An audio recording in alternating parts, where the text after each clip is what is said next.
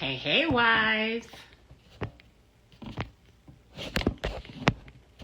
Hello. Happy Self-Care Saturday. How y'all doing today? How are you doing today? Say, Coach T, you on the wrong day. You on the wrong day. I know.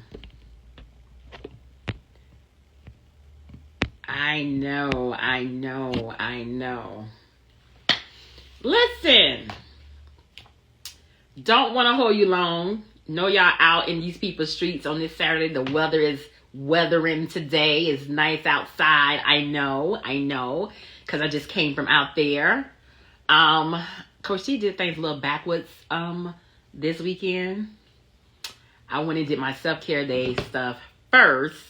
Then I said, let me come and do this part because they got me on mommy duty this weekend, honey. I'm on mommy duty. Hopefully I have some good news to share with y'all next week. We'll see. I'll let y'all know. But listen, welcome. Happy Self-Care Saturday. Hello and welcome, wives. Listen, my name is Coach T. For some of you who may not know me, I am a mental health wife coach and marriage consultant. I coach wives who are going through a marital hardship and a marital separation. I coach wives to help them to prioritize their well-being while going through this journey in the most healthiest way as they continue to place their trust in the Lord. I help wives to confront themselves and to heal. And so welcome. Y'all see the title. I'm going to jump right into this message. Don't want to hold you at all. Because sometimes, messages like this can be a little bit, So I don't want to hold you. Let me say a quick prayer. Jesus, be offense. Cover me, Jesus. I pray, Lord, for the wives who come back and watch this message or watch this message now. I pray, God, that they are blessed. They receive your encouragement. Lord, I pray that you would guide, lead wives in the direction they should go on this journey. In your son, Jesus' name, I pray, amen. Listen, a lot of you may not be following me on Instagram. I did a video earlier this week because this week we had a lot of mourning women. We had a lot of mourning people.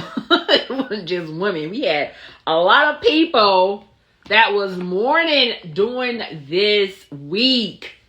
Y'all, I'm so glad this election stuff is over. I'm so glad it's over. And so I shared some words just to kind of, encourage ones to just, it's going to be all right. Y'all, we going to be all right. This election showed us where fear and judgment collides. And one of the things I just highlighted on that message was too many people was expecting a certain candidate to, in a sense, be the savior. Like she was supposed to, well, there you go. Like she was supposed to save us. And that's just not how this go, y'all. That's just not how this go. And so I know a lot of people was mourning. I want to encourage you and just, remind you that God is still on the throne. He will be exalted. To God be the glory. God gave me so much revelation and new perspective on this election till it wasn't even funny. So that's something I just do not want to discuss on my page or do not want to get into full detail about. That's why I did not even share it on my YouTube page. But as a woman and just feeling it, I felt the mourning, the tension from individuals, from people, after this election. So to each his own. God will be exalted. And that's all I gotta say about that. All right. Listen. Y'all see this title, right? Y'all see this title. Today I want to, and it's like, we done had this election, Coach C, and you gonna hit us with a title like this? I know. But we are getting close to the end of the year. And today is necessary. These types of messages are necessary as we are in the final stretch in this year. These type of messages are necessary because we are coming up to the beginning of 2025, and I'm trying to get some wives healed. I'm trying to get some wives on board. I'm trying to get some wives who are ready, serious, and committed to do the work. So today, I want to expose some chronic hidden emotional pain that wives are suffering from. You see, I highlight the word chronic, right? Chronic, meaning having an illness or persisting for a long time or constantly recurring, a bad habit. It's something that's chronic. It's like this has been going on for a long time. This is an illness. This is a bad habit that has been going on for a very, very long time. And I wanted to highlight that part because a lot of wives that I encounter, a lot of wives that I speak with, they are very unaware that they have this chronic condition. They are very unaware that they have this chronic condition. One of my wife clients sent me a video message early in this week, and it was about the contentious wife. Wow. It was so crazy because I know I had just recently spoke about that. And then after listening to that video, I listened to the whole thing. And like she said, it was going to be hard to hear. And it was some very hard parts on there to hear. But I did receive some new discoveries, some new revelations, on what this type of wife, what she is actually dealing with and what she got going on. Many wives are struggling with their own skeletons along with their marital injury. That's just the truth. That's just the truth. Many wives are struggling with their own skeletons. They're struggling with their own stuff along with their marital injury. And I want to start off by sharing this Bible verse, just to get us started. Brace yourselves today, all right? Proverbs 25:28 says, "He that had no rule over his own spirit is like a city that is broken down and without walls." He that had no rule, this is the New King, this is the King James Version, y'all. He that had no rule over his own spirit, is like a city that is broken down and without walls. Let me share these things with you real fast. I'm going to share these quick things with you. And then I'm going to tell you why I'm holding you accountable. Some wives don't know what they don't know. Right? Some wives just don't know. They just don't know what they don't know. Okay? That's not an excuse because we are held accountable for what we don't know. Okay? Let me say it again. Some wives don't know what they don't know. However, not knowing a certain thing is not an excuse because we are held accountable for what we don't know. Some wives don't know until life experiences teach them, right? Some wives don't know certain things until life experiences teach them. But then when you know, you are held accountable. However, don't think you not knowing a specific thing gives you a pass. Just because like, oh, well, I didn't know that. Oh, I didn't know that. That's what the Bible tells us. Get wisdom, get knowledge, get understanding, right? There are certain things that you may not be aware of, or you may not necessarily know that you need to be finding out, right? This is part of a wife doing her work. You cannot use the excuse of, oh, I didn't know that. Oh, I was unaware of that. Oh, I had never heard that before.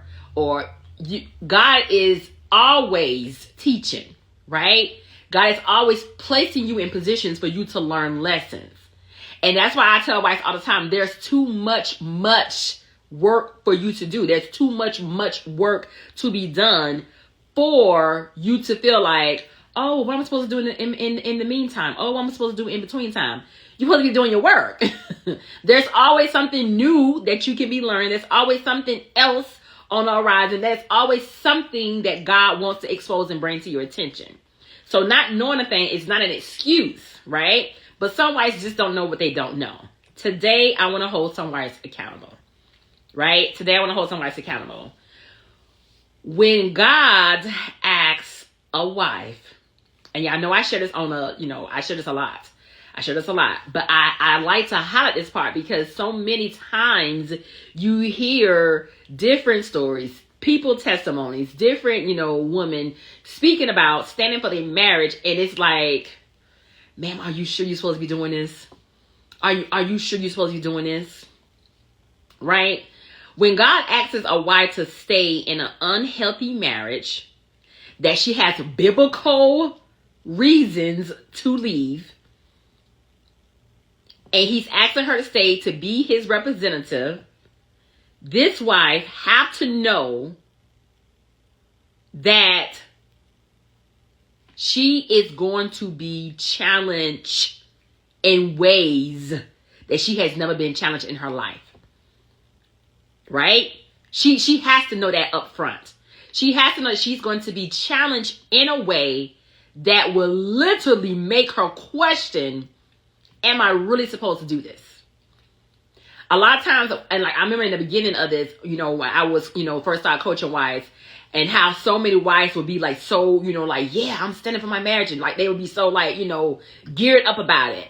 And I always looked at that as, are you sure you're supposed to be doing this? Like, are you sure you're supposed to be doing this? Because something about this journey, okay, it doesn't necessarily make you be like, oh, yeah, I'm amped up about this. Something about this makes you be like, Lord, I'm going to need you, okay? Right? This wife have to also know how to control her own spirit, her own emotions, her own choices, her own actions, her own feelings. Because if she doesn't, she is going to be in for a rude awakening. Wives have to have submission over their emotions if God has asked you to stay in this unhealthy marriage. You just have to. You have to. Many times when wives feel justified,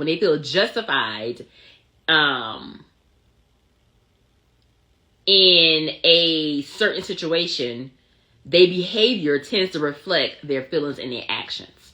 Right? Many wives I tend to coach and work with are going through marital separation due to an adulterous affair, due to their husband's addiction, due to their husband just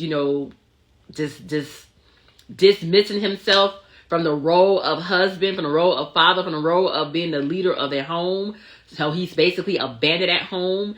Many of the wives that I coach are, in marriages where their husbands and them are still sleeping in the same bedroom, in the same room. They still have dinner together. And this man has a whole nother life outside of the home. This man is still living an adulterous life outside of his home. This man is living a whole nother life in his addictions. He is so deep into his addictions that, his family is very unaware of what he may have going on. Many times when wives are in these situations like this, they feel justified. They feel justified in their behavior, in their actions, in their emotions. how they respond, they feel justified.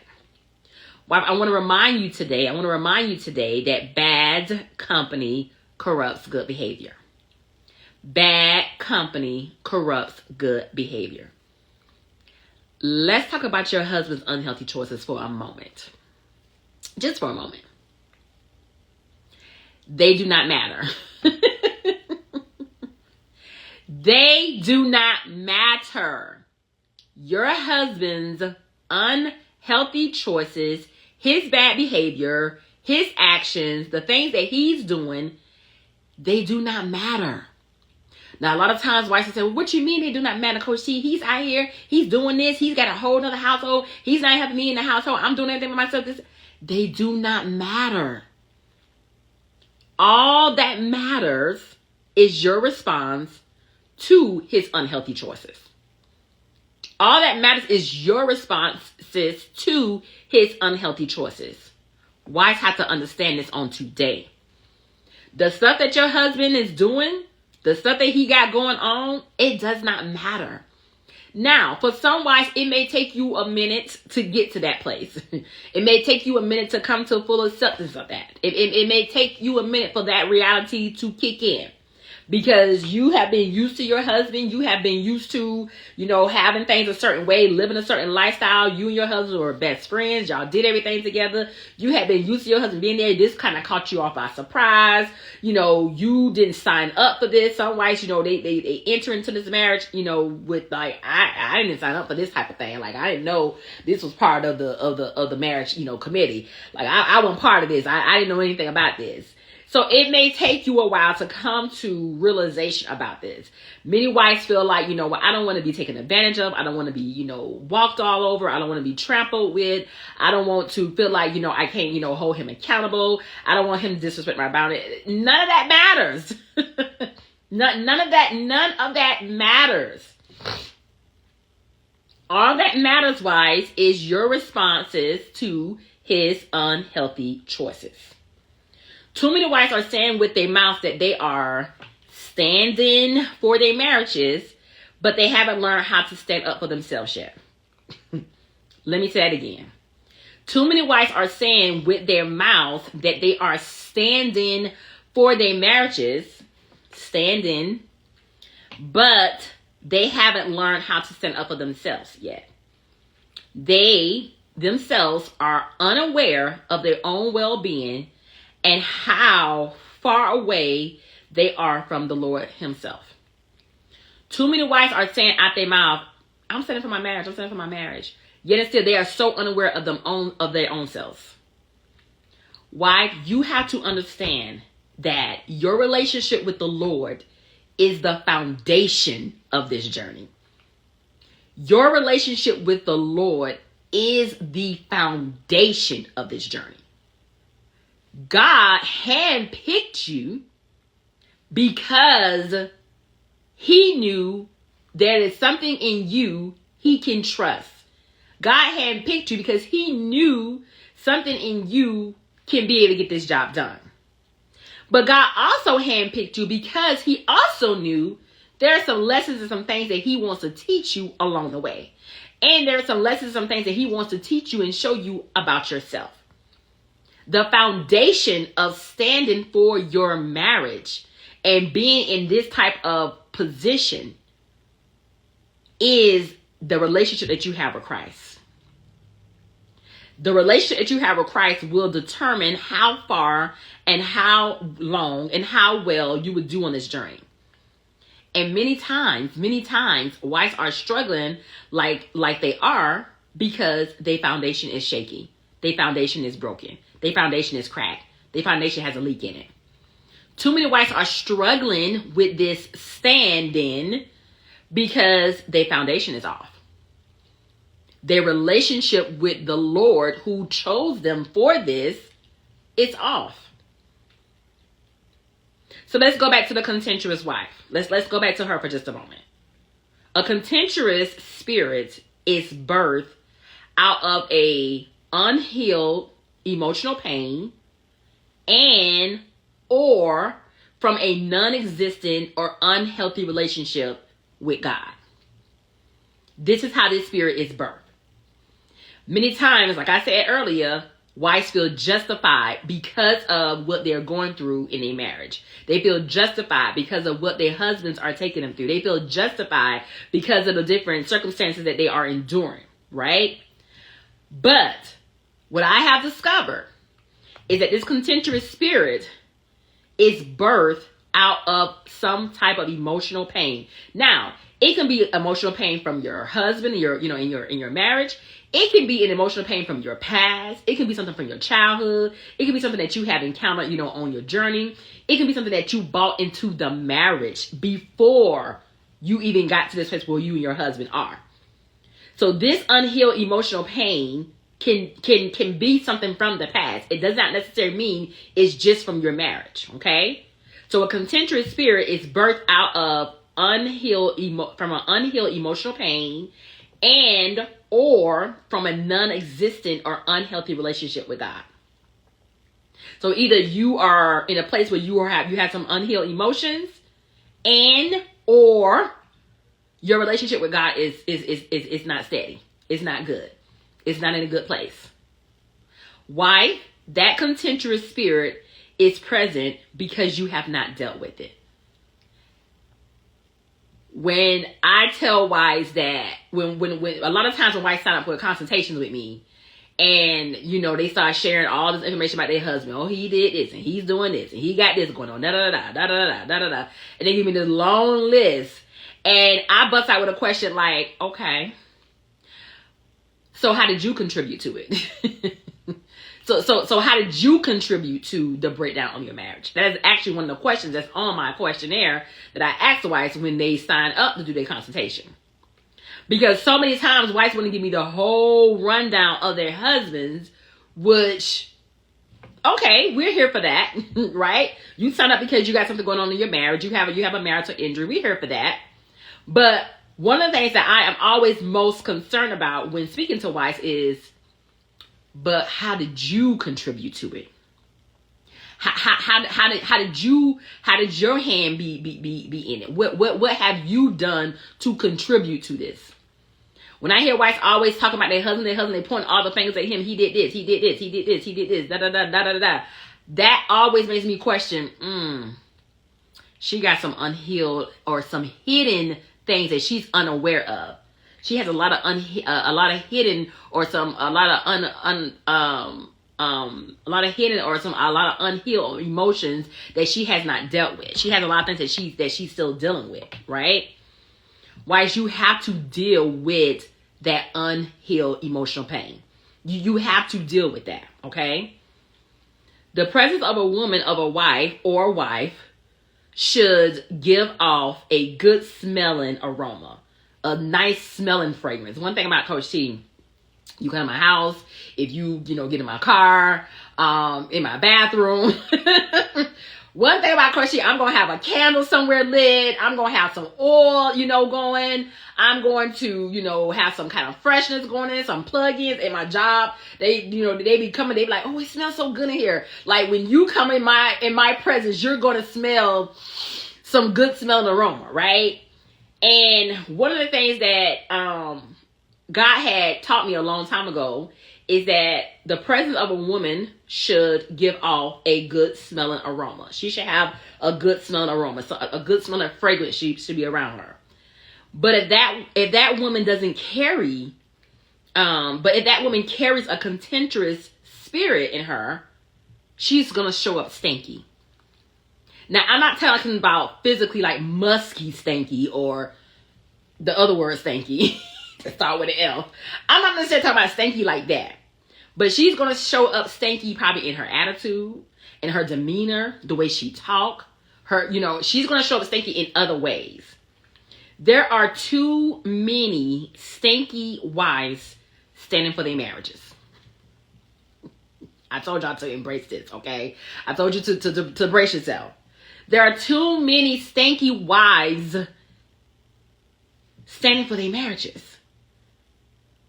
And like I said, they feel justified. They feel justified about their situations, and they feel like they have been dealt a bad hand. But Coach T, you don't understand. He been doing this. But Coach T, you don't understand. I was this for him. But Coach T, you don't understand. I've been doing all this. But Coach T, you don't understand. Yes, I do. Yes, I do. And I say to you, maybe you have been dealt a bad hand, right? Maybe you have been dealt a bad hand. But God doesn't care about that. I am here to tell you today, God does not care about that. Okay? He does not care about that. He cares about you looking more like his son, Jesus Christ. I know y'all have heard a pastor say before, God will allow you to go through pain, or he will allow you to go through suffering if he know it's going to benefit you on the other side. God will allow you to go through hurt. He will allow you to go through hardship. He will allow you to go through, different things if he knows it's going to make you better on the other side. I'm not here to just to walk away your emotions and say that they do not matter. I'm not here to say that. But what I'm saying is God is more concerned about you looking more like his son, Jesus Christ, than what you're going through presently in your marital relationship. Persecution is enduring something for Christ's sake. It's pursuing righteousness in an unjust circumstances. Or in an unjust circumstance. It's doing something God's way, even though nails and arrows are being thrown at you. It is still saying yes when you can easily say no. This is what persecution is. If you wife are holding contempt or offense in your heart, a contentious spirit is present. A contentious spirit is present. I'm going to actually share the link to that video that my client sent me for wife to go back and listen to it. The message, the teaching that he gave, oh my God, it was so in detail. It really, really just made me think about things differently. Really, really raised my eyebrows like, wow. He gave off some really, really good information. A lot of times, women are walking in the spirit of contentions and they're not even aware of it. They are walking in the spirit and they're not even aware of it. A contentious spirit reveals where a wife is in her relationship with Christ. It would tell you exactly where you are in your relationship with Christ. Many of the wives that I coach have a relationship with the Lord. Many of the wives I coach know the Lord. Many of the ladies I coach, they have been raised in the church, raised with knowing the Lord, raised with knowing the Bible. Many of the wives I coach are believers. They attend church on a regular basis, or they part of a church community. Many of the wives that I coach, they are in this place, yet and still, a lot of them carry a spirit of contentious. Some of them, before getting the necessary help and the necessary changes that needed to take place with them, bought that in when I first started coaching them, right? Wives, you can be a Holy Spirit filled, go to church every Sunday, Bible carrying, Jesus on the cross on the back of your car type of person, and still have a contentious spirit, right? And like I mentioned earlier, many wives enter into their marriages with a contentious spirit. Having a contentious spirit can spill over into other areas of your life. You talking to a lady at the cash register, you trying to figure out why she's so mean, why she's so angry, what happens. Like, girl, you having a bad day. This might not be your area. You might need to do customer service for your job. You probably should do something else, right? I have had plenty run-ins with patients who come in here with all the attitude, yap. They're carrying that contentious spirit. That contentious spirit can spill over into other areas of your life. Well, Coach T, if God knows that this spirit may come up when things are going wrong in our marriage, why he don't do nothing about it? Why does he allow it? Why he doesn't he don't fix it? Why he just won't just give us a pass and just fix it? Because if he knows that we're dealing with these things, why he just won't do something about it? One word: development. Development. Development is a specific state of growth or advancement. Wife, it used to be okay that you were emotional because God created us as emotional beings, right? You hear people say, "Oh no, well, God made me emotional. God gave me emotions. God created women to be emotional," and that used to be okay, right? Because God made you that way. But in this day and time, an era that we're living in now, God is saying, "I need you to get your emotions under control. I need you to get your emotions under submission. I need you to get your emotions. I need you to surrender your emotions over to me, because your emotions are hindering you. They are impacting others around you. And they are also slowing down the process of getting you to where I want you to be next." Let me say it again. Your emotions are hindering you, wife. They are impacting others around you.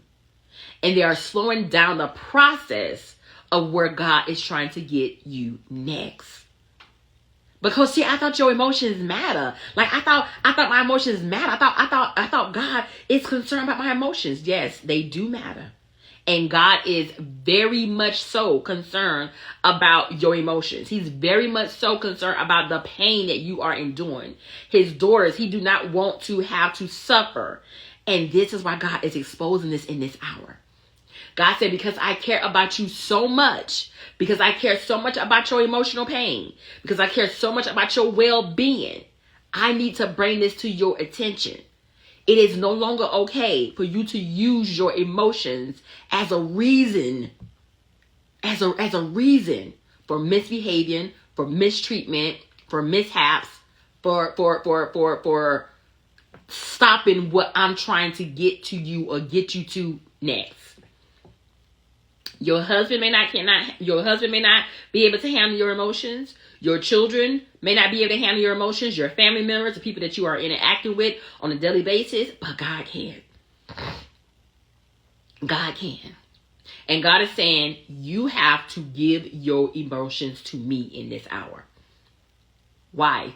God is saying, you have to give your emotions to me. You have to surrender your emotions to me. You're going to have to come to me about that pain. You're going to have to come to me about that hardship. You're going to have to come to me about that circumstance. You're going to have to come to me about what you're going through. You're going to have to give those emotions to me because I need to heal you.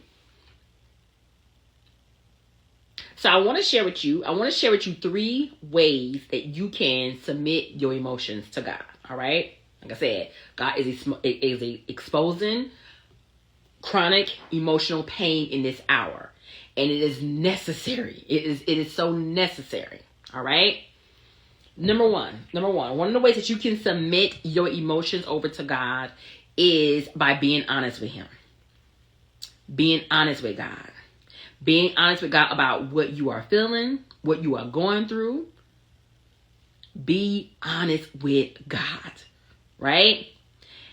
And I always want to caution wise, don't just assume. I had learned this the hard way.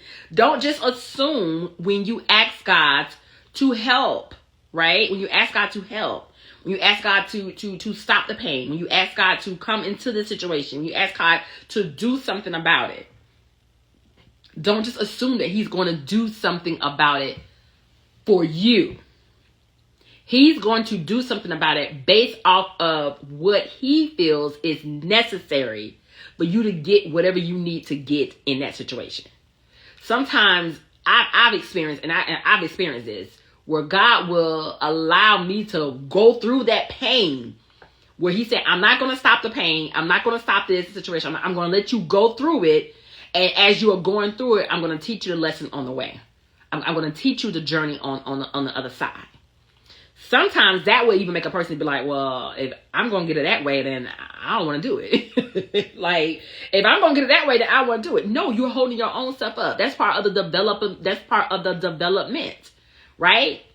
God saying, come to me, be honest with me, give your cares to me, give your words to me, give your cares to me, right? But don't just assume that I'm going to necessarily just stop the pain. I may. Right? We always say God have 3 answers for us. Yes, no, and not now. Yes, no, and maybe. Yes, no, and we'll see about it, right? So don't just assume that. God is in the business of healing. And sometimes the way God heals is not necessarily how we necessarily always expect it to look. Sometimes God will come into the situation, he'll heal you immediately, he'll stop it, he'll cut this off, right? Then there are some times when God will heal you by allowing you to triumph through that situation. He will allow you to endure that situation. And as you are enduring that, you are learning life experiences in that. And don't go that route no more. Or don't do that again. Right? So there are different ways that God has, how he heals us. We're not here to pick and choose how God heals us, right? The second way you can submit your emotions to God. Be honest with yourself about your emotions. You be honest with yourself about your emotions. For some reason, I don't know why, but there are too many wives who are keeping themselves in a holding place because they're not being honest with themselves. They're not being honest with themselves. Once you become honest with yourself, wife, then do an assessment on yourself, right? Where are you? Are you okay? No, I'm not okay. Okay, why are you not okay? Write this out. Journal this out. Become self-aware of yourself, right? You need to be able to be honest with yourself. You need to be able to, and this is where the coaching part comes in. Coach yourself. You need to be able to say, hey, self, are you all right today? Self, this emotion is coming up. Self, I'm dealing with this type of emotion. What's going on? What is coming from? Self, how did I get to this place? Wives need to learn how to do this. I'm telling you, this is going to help you on your journey. Third way that you can submit your emotions to the Lord. Be honest with what you need in that moment. Be honest with what you need in that moment. How do you quiet your spirit? How do you quiet your soul? How do you quiet yourself? What is it that you need to get yourself from out of this emotional, web? How do you get yourself out of it? How do you get yourself out of this emotional, entanglement? How do you get yourself out of it? What is it that you need to get yourself in a better place? Like, okay, I need to just bring this down, right? Because I'm telling you, y'all know, as women, we can be off the chain, right? Especially during certain times of the month for the ones who are still experiencing that, right? Sometimes women can be off the map. I was watching a movie one night. I think it was about about the mothers and they sons, something like that. It was a crazy movie, but it was the one mother, and she was always like overly emotional. It was like, dude, what is wrong with you, right? We have to know what it is that we need when we are in that situation. When we are dealing with emotional distress, when we're dealing with emotional trauma, when we're dealing with emotional hurt, when we're dealing with emotional pain, we need to know what is it that we need. What's going to calm me down? What's going to calm this feeling down? What's going to take this away, right? I've discovered that anxiety and depression can literally take a person out. Anxiety and depression can literally take a person out. It can kill you. It can kill you. And I can see how a person who is going through something hard, being in a really, really hard place, if they had like weapons around, or they had like, prescription pills around, I can see how a person be like, what I need to do something for this pain to stop. Like, how do you get out of this? How do I make the pain stop? And I can see how suicide can happen to people when they are in that type of emotional distress, when they're dealing with that type of emotional agony. We have to gain hold and control over our emotions. You have to be on alert to how you got to this place and what keeps taking you there. How did I get to this place? What triggered this? What happened? What caused me to get to this place? You have to know how to get yourself out of that entanglement when it comes down to that. Torment, torture, that just means you don't have no peace. I ask wives all the time, have you had any torment? Are you dealing with any torture in your spirit? That just means you don't have no peace. And wife, let me tell you something. If you don't have no peace, baby, the enemy is having a whole ball with you. One of the things that he loves to do is to keep you at a place when you are not in peace. How do you keep your peace, or how do you get your peace back? How do you keep your peace in an unhealthy relationship? This is especially for my wives who are in the homes with their unhealthy spouses. Spouses who they know are cheating. Spouses who they know are, dealing with a drug or alcohol addiction. Spouses who have abandoned them, who said, I'm going to still be here, but I ain't going to help out with nothing. I'm going to still be here, but I'm not going to contribute to anything. How do you deal with that? What do you do so that you, one, don't be a contentious woman or wife, and two, that your soul is right with the Lord, that you are at a peaceful place? Many people would say, if you're in a situation like that where you don't got no peace in that relationship, you need to get out of that, right? You need to get out of that. And one of the things I always tell wives, what one wife can handle may not necessarily be what another wife can handle. What one wife can take, your pain tolerance may not necessarily be what another wife pain tolerance is. You know what you can and cannot handle. Some wives can stay in that and endure that. Some wives don't have any choice. Just depending on the situation. I always say think about your safety, but it's not just about your safety anymore. You're thinking about your safety and your well-being. You have to know, if I'm going to be able to be in this place and be at a peaceful place, and if so, what do I have to do to be at that place? At the beginning of this message, I quoted 1 Corinthians 15:33. Bad company corrupts good behavior. I have discovered that many wives are trying to change their husbands,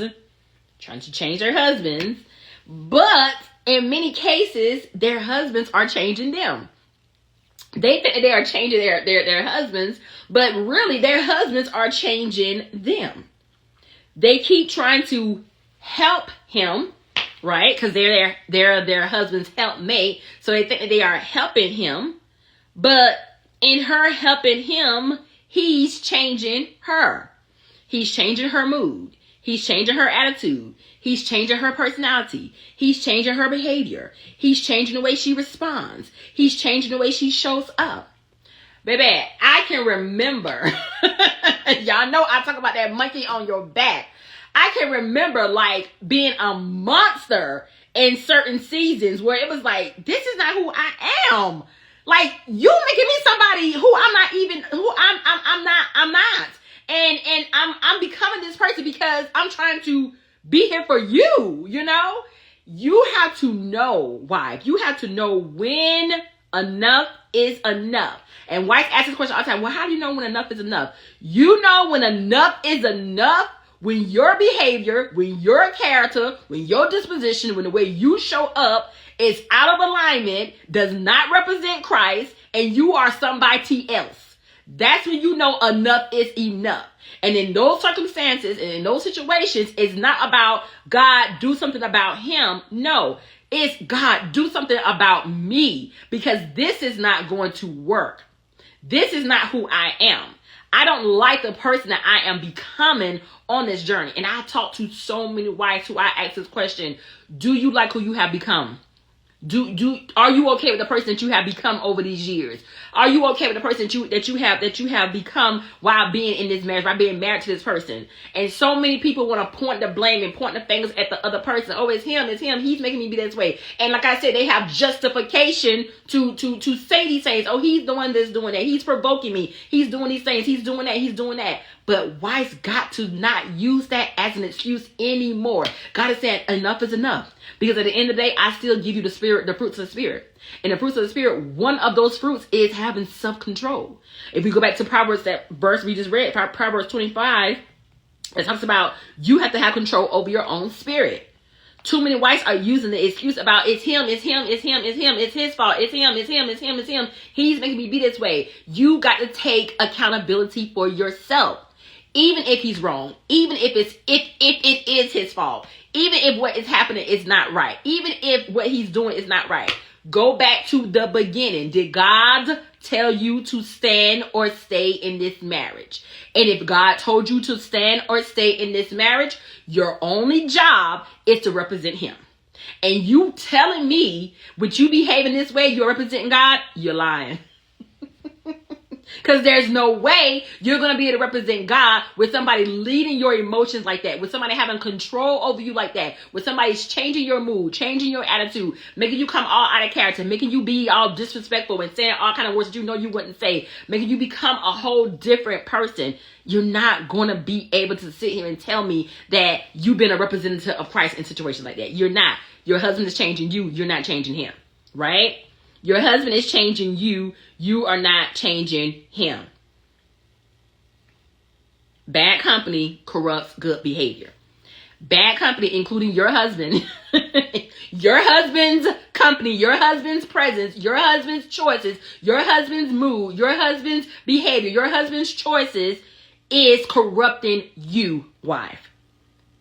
It's corrupting you, right? All of these things also adds to you being a contentious wife. Wife, your relationship with Christ is the most important part of this journey. You will not be able to stand or stay in a marriage without God's help. Not on this type of journey. Not with this type of husband. Not on this type of stand. And you're changing him, fixing him, it's corrupting you. It's corrupting you. It's changing you. It's doing something different in you. God only told you, wife, to be his representative. He didn't tell you to force anything. He didn't tell you to preach. He didn't tell you to condemn. He didn't tell you to judge. He didn't tell you to yell. He didn't tell you to scream. He didn't tell you to do any of those things, right? All he told you to do is be my representative. Be my representative. That's it. Wife, you got to do your work. You have to do your work in order to be a representative of Christ. You have to do your part. God holds you accountable for your choices. God holds you accountable for how you respond. God holds you accountable for your actions. God holds you accountable for how you behave and treat his unhealthy son, who is probably in the wrong and doing the wrong things. God is going to hold you accountable. Are you ready to heal from your emotional trauma on today? Are you really ready to heal from your emotional trauma? Are you ready to learn how to really stand for your marriage God's way? I wanted to read with y'all briefly, and if you on my email list, then I'm going to share this in my email list. But I have a client who recently shared some information with me, just like a brief testimony. I want to just read a little bit from her testimony. I'm not going to share her name, but I just want to read a little bit what she said. She said, when I first started with Coach T, I had a lot of knowledge and a little bit of wisdom. After listening to countless marriage restoration testimonies and coaching with coaches in all areas of life, I was scatterbrained. I was worn daily, fasting weekly, and was in a state of physical and mental exhaustion. Coach T let me know Satan was using one of his biggest strategies against me and most standards, and that was wearing me out. After 5 months of journeying with Coach T, I am more relaxed, more surrendered, in a place of total dependence on God. Like Coach T always say, you cannot do this journey without God. No person, no formula, no prayer can get you to a quicker place of total restoration besides God. Here are some of the things that I have benefited from with Coach T. Personal access to conversations with my coach daily, because this is something I do allow with my clients. They have access to me. If they want to talk to me every single day, they send me a text message, they have questions, we talk. This is one of the things that I allow my clients to do. So personal access to converse with my coach daily, sharing with someone who has already walked this walk, someone who has experienced the hurts, the pains, the betrayals, and the abandonment, such as myself, a coach who can sum up or tie together all the information you just gave and guide you in the steps to go forward. I, like you, am still walking this thing out, but I have never been more at peace walking it out. Like Coach T tells me, only God can change that man. Absolutely. But you have to take hold of yourself and your household. Don't let your house and yourself fall apart because your husband is in a place of disobedience to God. Sure, you can walk this out by yourself with God, but how much longer will you be going around the same mountain? Let someone who has been graced specifically for this assignment with the favor of God to help and assist you so you can move from Egypt to the promised land and an ordained and not extended timeline. This journey is a faith journey, and it starts with you. You begin by walking by faith. Not your feelings, not your bank account, not your rejection. Let someone who's already done it help you. Listen, wife. This journey, it is not for the weak. It is not. This is not a sprint. This is not the type of journey that you say, okay, we're going to just do, one session here, boom, boom, bam, get all the information I need and I'm going to be finished. No, this takes work. And so many wives are trying to rush through this because so many wives are trying to get their husbands back home when they have no idea. They have no idea. God is trying to prepare you for your husband to get back home, because once he get back home, you have so much more work to do. That's a whole nother journey. That's a whole nother type of strategies. That's a whole nother thing more things that you have to learn. Wife, start doing your healing. You need to heal first so that you can work on yourself. Too many wives are not able, and this is the difference between the emotional healing sessions versus the heart-buoyancy boost. The emotional healing sessions is getting you through this hurt, getting you through this pain, getting you through, this part, so that you can do the heart-buoyancy boost and start working on yourself so you can get into a healthier place. Once you get into that healthier place, then you can start checking in on a monthly basis. And like my client just shared, I am that coach who I will allow my coach. This client, she would text me early in the morning. Coach, she don't even have my eyes open. I have several ones that would do that.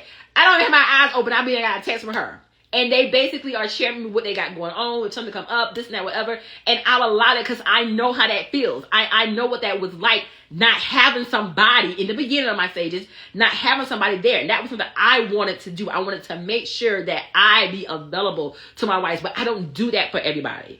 I do that for the ones who are committed to doing the work, for the ones who are committed and serious. A lot of times people say, well, Coach T, some of your prices are so expensive. No, it's not. No, it's not. But one of the reasons why my price may be a little bit higher than the average is because I am intentional about the work that I'm doing. I don't have time to be wasting. If you're not serious, I don't got that kind of time. You paying today, you're not paying next month. You coming this month. I don't see you for another 2 or 3 months. I don't got time for that, right? I want to work with the wives who are willing to do their work, who want to invest and who want to do the necessary work, who are serious about healing. This is one of those wives who has done that, and I've had several. I have wives still to this day that have been working with me for several years while they're still on this journey and still trusting it and believing God. It's not an excuse that you don't have the money. It's what are you willing to do? The sacrifices that you are willing to make. And this is not just about your marriage. This is about your well-being. This is about your health. This is about your mental and emotional state. This is about making sure that you are in a good, healthy place, because how you show up affects not only you, not affects your marriage, but it affects the people around you. It affects the things that God is calling you to. And it's hindering you from what God is trying to get to you next. Are you ready to do your work? Are you ready to heal? Are you ready to say, you know what, I'm going to make a commitment? Payment plans. PayPal has payment plans available for the ones who are saying, I don't have that money up hand. I don't have that money, straight out. Sign up. This is why I encourage the emotional healing sessions, because you can do 4 sessions. PayPal do like a pay for thing or whatever that you can sign up where you cannot have to pay everything at one time. You work something out PayPal. No, that's the only payment plan that I offer. Like I said, her bonus is an investment that I always tell wives, you get your credit card, you get you some good credit, whatever you have to do to sign up and do that type of work. Don't let this 2024 year pass you by and you are in the same place, in the same space, doing the same things that you was doing at the beginning of this year. Don't walk into 2025 with that same excuse. Oh, it's just me and God. It's just me and God. It's just me and God. Okay. All right. Okay. I want to encourage you to start doing your work and getting busy today. Don't use the excuse of, well, it's the holiday season. I'm going to wait till after the holiday season. No, this is even no more reason why you need to do that. When most divorces take place? In the beginning of the year, January. Divorces take place in January. And the reason divorces take place in January, because people saying, well, we're going to just wait for the holidays and, we're going to be here for the kids and this and that. And then we'll proceed and go forward in January. So don't let January come here because you want to wait for the holidays and then January be your day that you get divorced. Most divorces take place. This is you can Google this. Most divorces take place in the month of January because people are trying to get through the holiday season. Don't use this as your excuse. Get the work, do the work, let's move on, right? Do what it is that you need to do. Their payment, go and apply for your credit card. Go until you got some credit. Do something for yourself. Invest in yourself in that way. You don't have to just go and apply for a line of credit just to do some home repairs. You can apply for a line of credit for your own personal well-being. You can apply for a line of credit for you to take care of your mental and emotional status, right? Do the necessary work that you can do right now, today. Don't let another month, another week, another day pass by without you doing your work. God is He's exposing her chronic emotional pain. There is a lot of hidden skeletons that wives are dealing with, and they're trying to bypass it. They want to sup it up underneath the rug. Oh, I do that in January. January could be your divorce day. January could be the day that you get a divorce. Because most people divorce at the top of the year in the month of January. All right? I want to encourage you to sign up for your consultation today. You can do so at www.marriagechroniclesbytanika.com. Listen, I want y'all to enjoy the rest of y'all Self-Care Saturday. I look forward to seeing you guys soon. Love you. Blessings.